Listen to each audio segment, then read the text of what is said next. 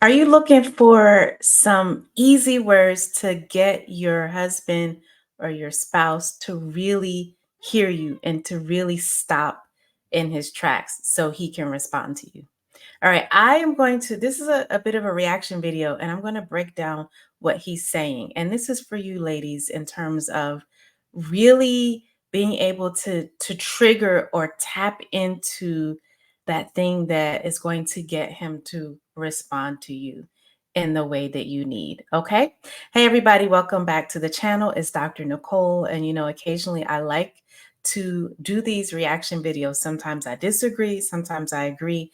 And I like showing or talking about things from different perspectives. So this is from the perspective, not just of a man, quote unquote, but he's been married for 10 years. He says he has a great relationship at this point with his wife. So let's see what he has to say.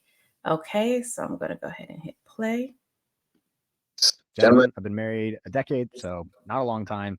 However, I have an incredible relationship with my wife. When I hear these two things, my ears perk up and I make sure that I listen to what comes next. You might have been thinking that I would say, I'm fine or do whatever you want. That depends. Because if you have a spouse or a partner that you trust and they do say that they're fine and they do say that you can do whatever you want, they can say those things and it doesn't have an ulterior motive. But for me, when I hear, can you please? And I make sure that I hone in on what comes next. Never ignore your wife or your girlfriend if they say this. Gentlemen, I've been married a decade, so not a long time. However, I have an incredible relationship with my wife. When I hear these two things, my ears perk up. Okay, so it kind of started over again. But so he, first of all, debunks kind of this myth. So, you know how there's all these memes and things going around that say, once a woman says, I'm fine or do what you want, then she's had it up to here. She's really upset.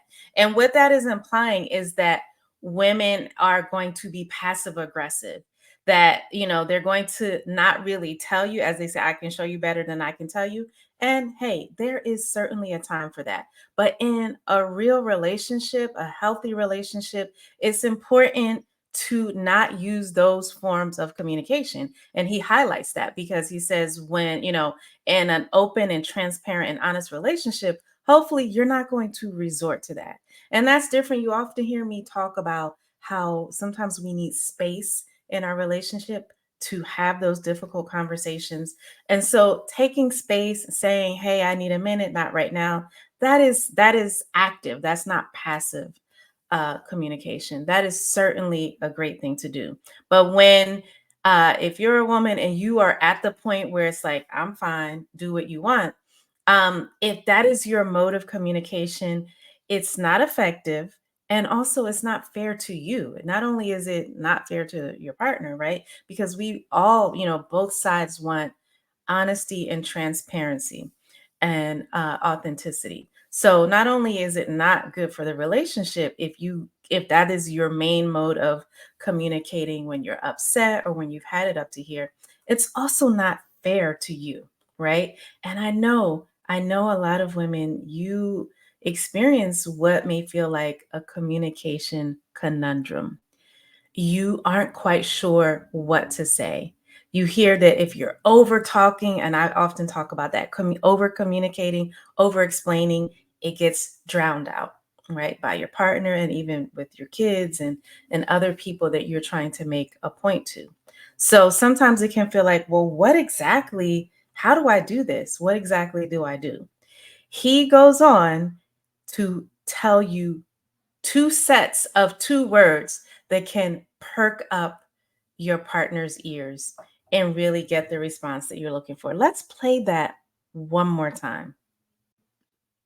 And I make sure that I listen to what comes next. You might have been thinking that I would say, I'm fine or do whatever you want. That depends. Because if you have a spouse or a partner that you trust and they do say that they're fine and they do say that you can do whatever you want, they can say those things and it doesn't have an ulterior motive. But for me, when I hear, can you please? And I make sure.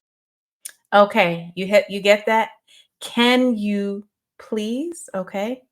And I need is the phrase I want you to hone in on, because I think for so many women, it's hard to express a need. It can feel like it makes you too vulnerable. It can feel like you're afraid of rejection. You don't know if your need is going to be met. And so it can feel difficult to say that. But it is one of the most important phrases that is usually going to express what authentically is going on with you and is going to make him pause, his ears perk up, and his curiosity be piqued and sparked and really want to respond to you.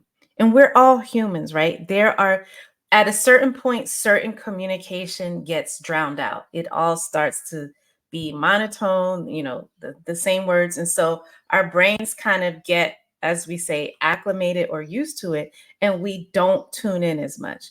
But so as when you want to get your partner's attention as a woman, you want to use key phrases. And I guarantee you, I need is one of those key phrases. Also, can you as well.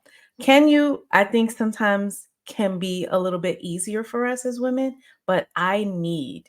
What it does is you're expressing a level of vulnerability that really softens up a man and is hard for him to uh completely shut you out, especially if this we're talking about a relationship that is on at least two people desire it to be healthy. It's on the path of being healthy. And we're not talking about toxic relationships, because toxic relationships are where you can't express needs, or you'll be gaslit, or there'll be retribution, there'll be the silent treatment, all of these things. You'll be, quote, punished for expressing a need. But in a relationship where you all are trying to have a healthy connection, I need is a key phrase. And you've probably seen my other videos where I talk about triggering your man's hero response. That is one of the key things. Men and masculine and feminine energy complement each other. And feminine energy is the one thing that can soften masculine energy and draw it to her, right? So if you are trying to be overly intellectual, as I call it, you're expressing just thoughts and you're not putting feelings into it. If you're not allowing yourself to express any vulnerability where you share what you need truly, and you're not doing it in a passive aggressive way, or if you are finding yourself afraid to have real, authentic conversations for whatever reason, then it's time to pause and take a look at why. And sometimes you don't have to dig that deep. It doesn't have to be, over analysis. Sometimes it's tweaking a little bit. And I bet you a lot of those things that you've been saying, if you just change it a little bit and make it, I need, or can you, versus something, saying too many words, then I bet you're going to start getting different results. Okay? So those key phrases, I need and can you, are a way, those are feminine energy communication phrases that really draw that masculine energy towards you. And he said it, his ears perk up. He is very curious about what comes next. Now, I don't want you to take this the wrong way and to say that, to feel like, oh, well, why do I have to say things a certain way? Why doesn't he care what I think or what I need otherwise? We all perk up as humans with certain key phrases.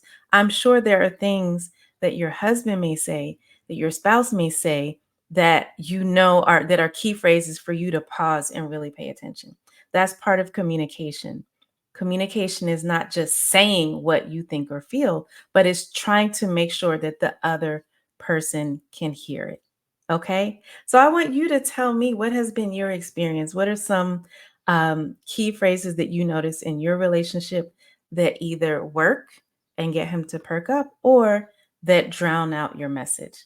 And just with communication in general, context and framing are so important, right? It's how you present it. So you're giving some context that says, hey, this is really important to me. And you're framing it as, hey, this is something that you really want to stop for.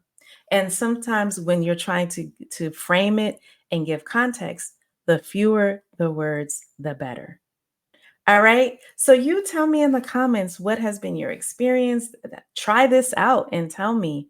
And also, when you use these healthy communication strategies and feminine energy communication strategies, that will also help you to weed out or to discern who can be a healthy partner to you. That's going to be one of my next videos, is helping you to really discern a healthy partner from a toxic partner. So many of us get into patterns where we're attracted to narcissists or people with narcissistic traits. We are attracted to a lot of chaos.